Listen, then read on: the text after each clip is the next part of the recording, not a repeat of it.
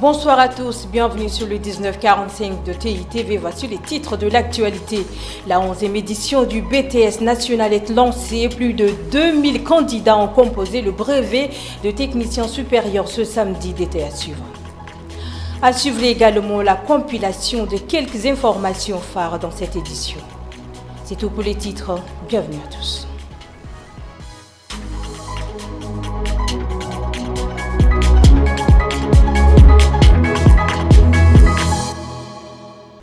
J'ai l'annoncé en titre, les épreuves écrites du brevet de technicien supérieur national 11e édition sont lancées ce samedi 4 octobre. Ils sont au total 2116 candidats à concourir. C'est le secrétaire général du ministère de l'enseignement supérieur qui a lancé les travaux. Les détails de Judith Kamtari à l'UTM. Pendant que les uns cherchaient encore leur salle, les autres sont déjà installés et attendent impatiemment les épreuves. Tous concourent pour le brevet des techniciens supérieurs national. Et c'est un véritable défi pour le ministère de l'enseignement supérieur. Le défi de l'assurance qualité voudrait qu'on essaie de contrôler tout à la base. Et le BTS, c'est un premier diplôme du supérieur qui a tendance à être banalisé en quelque sorte. Tous les acteurs, que ce soit du secteur privé ou public, s'engagent dans des voies qui ne sont pas claires. Et donc cela se pose énormément au niveau du supérieur en termes de qualité. Donc il est question pour le ministère de l'Enseignement supérieur de réguler, de contrôler un peu l'organisation de cet examen. C'est pour ça que nous avons demandé à tous les acteurs qui délivrent des diplômes de BTS de passer par un examen national. Ce sont au total 2116 candidats pour 22 filières qui composent cette 11e édition du concours de brevet des techniciens supérieurs national. Instauré depuis 2014 pour réguler et contrôler afin d'éviter les faux diplômes. Hors de nos frontières avec cette information, en bref, avant de poursuivre les journaux, en Guinée, les habitants de Conakry ont été réveillés ce samedi 4 novembre par des tirs. La présence des militaires a été signalée dans plusieurs quartiers de la ville. Le ministre de la Justice a confirmé l'évasion de plusieurs détenus de la maison centrale de Conakry. Parmi les évadés figure Moussa Dadi Camara, ancien chef de la junte de CNDD, Claude Pivy, à son ancien ministre chargé de la sécurité présidentielle, et Moussa Tiegboro Camara, l'ancien patron des services spéciaux.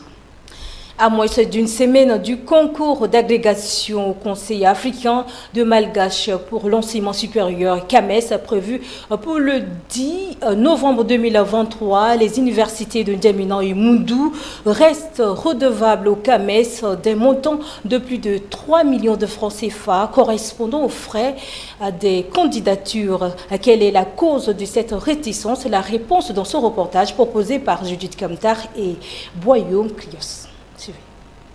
Plus de 3 millions de francs CFA. C'est le fonds que Tchad doit au Conseil africain et malgache pour l'enseignement supérieur CAMES. Sans s'acquitter de ce montant, les 3 candidats au titre de professeur n'accéderont pas à la salle. Et si nous avons aujourd'hui la chance qu'il y a 3 Tchadiens qui vont tenter leur chance pour pouvoir tenter ces concours, il faut qu'on les y aide. Or, le CAMES a écrit pour leur dire, si vos universités, c'est-à-dire le Tchad, ne versent pas l'argent pour vous permettre de participer, vous n'aurez pas accès à la salle. Le concours se tiendra le 10 novembre. À l'aube de cela, le président de l'université du Tchad estime que le problème est résolu. Les frais, c'est nous qui prenons en charge tous leurs déplacements. Les frais, c'était de 5 400 000. Et les 5 400 000, ça pose aucun problème. Il y a une différence entre 22 millions, on a déjà payé, et les 5 400 000, c'est facile à payer. Je crois que ça pose aucun problème. Mais le problème en est que les 22 millions qui ont été virés au CAMES, maintenant ça veut dire que le CAMES nous envoie les attestations pour que la BAC accepte de faire le virement.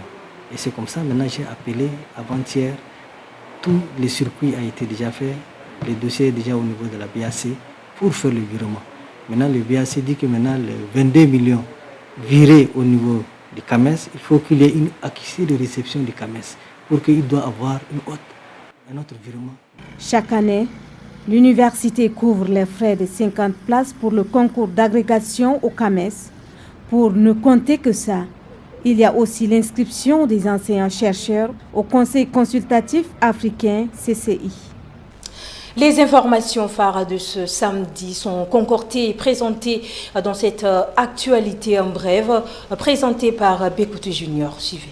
Le Premier ministre de Transition Saleh Kebzabo a reçu en audience ce samedi 4 novembre une délégation congolaise conduite par Didier Mazanga Mukanzu, envoyé spécial de son Excellence Félix Antoine Tshisekedi, président de la République démocratique du Congo et par ailleurs facilitateur de la communauté économique des États de l'Afrique centrale au processus de la transition au Tchad.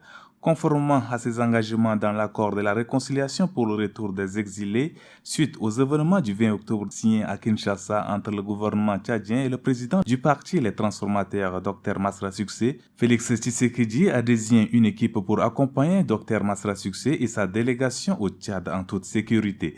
La délégation est donc effectivement arrivée à N'Djamena le 3 novembre dernier. Dans le cadre de cette mission, l'envoyé spécial est venu rencontrer le Premier ministre de Transition afin de lui transmettre le message du président Félix Antoine Tshisekedi Tshilombo. Garant de la mise en œuvre efficiente des résolutions et recommandations issues du dialogue national inclusif et souverain, le Premier ministre Saleh Kebzabo a fait part à ses hôtes de l'immense désir du président de transition et de l'engagement sans faille de son gouvernement à œuvrer pour l'unité et la concorde nationale, gage de la refondation véritable du Tchad. Le centre hospitalier universitaire La Renaissance de N'Djamena, en partenariat avec la Société tchadienne de neurologie, a organisé ce samedi 4 novembre 2023 une journée de formation au profit des médecins sur la prise en charge aiguë de l'accident vasculaire cérébral. Cette session de formation est initiée dans le cadre de la Journée mondiale de l'AVC, organisée en différé par la Société tchadienne de la neurologie. Pour le secrétaire général de la Société tchadienne de la neurologie, Dr Christian Madjirabe, l'accident vasculaire cérébral constitue un réel problème de santé publique et demeure la deuxième cause de décès dans le monde après les cardiopathies. L'objectif de cette formation est de partager les connaissances sur la prise en charge aiguë des accidents vasculaires cérébraux et aussi, dans la vision du CHU La Renaissance, de poser les jalons de l'ouverture prochaine d'un service de neurovasculaire pour la prise en charge des patients souffrant de maladies neurologiques. Dans le but de protéger les enfants et d'assurer leur épanouissement sanitaire, le ministère de la Santé publique et de la Prévention, avec l'appui de ses partenaires, organise par le biais de la direction de vaccination une campagne nationale contre la poliomyélite. 2 passages sont prévus pour cette opération respectivement du 10 au 12 et du 24 au 26 novembre 2023 sur l'ensemble du territoire national. Pour une campagne reçue, 69 superviseurs sont formés ce samedi 4 novembre et sont chargés de conduire les activités de mobilisation sociale et d'appuyer les actions techniques et logistiques. Au deuxième chapitre de cette édition, la 44e session de la conférence ministérielle de la francophonie a débuté ce samedi 4 novembre à Yaoundé au Cameroun. Elle est placée sous le thème « Bonne gouvernance, gage de stabilité politique et économique, culturelle pour les citoyens francophones ». Cette journée est consacrée aux travaux avec le suivi des recommandations du précédent sommet de l'OIF de Djerba, la rupture récurrente de la démocratie dans l'espace francophone. Dans le cadre de la célébration du mois du livre, la coordination générale de la Maison du patrimoine culturel du Tchad a organisé un atelier de formation sur l'écriture à l'intention des écrivains en herbe. La formation a eu lieu ce samedi à la maison du quartier de Chagua. Plus de détails avec Ngueno Wundum Sentia écrit au supérieur. Comment écrire une bonne nouvelle? Telle est la question que tente de répondre cette formation. Face à une dizaine de participants, amoureux des belles lettres, le formateur éclaire sur les règles à suivre. Au-delà de votre culture, pour pouvoir écrire, ne serait-ce que la nouvelle, il faut pouvoir retrouver votre personnalité dans votre écriture. Et c'est cette phase-là qu'il faut pouvoir aussi travailler.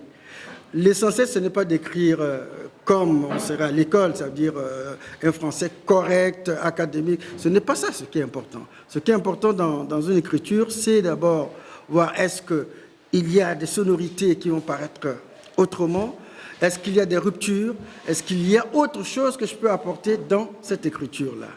Donc, écrire, c'est aussi rompre avec ce qui est pour faire votre originalité.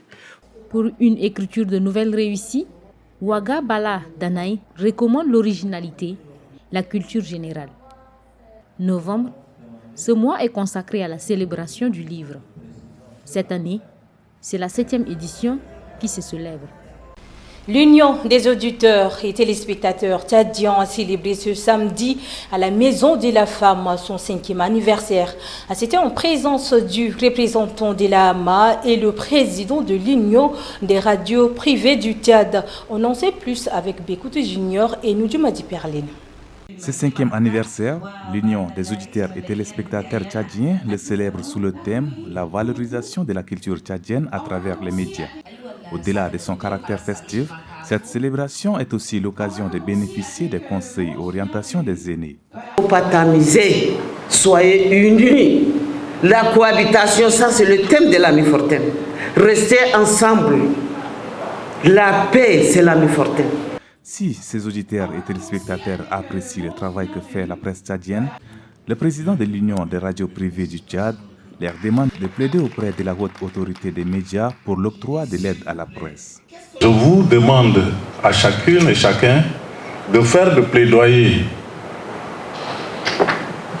auprès de nos gouvernants à aider les organes de presse à éduquer, former et sensibiliser les Tchadiennes et Tchadiens pour le vivre ensemble paisible.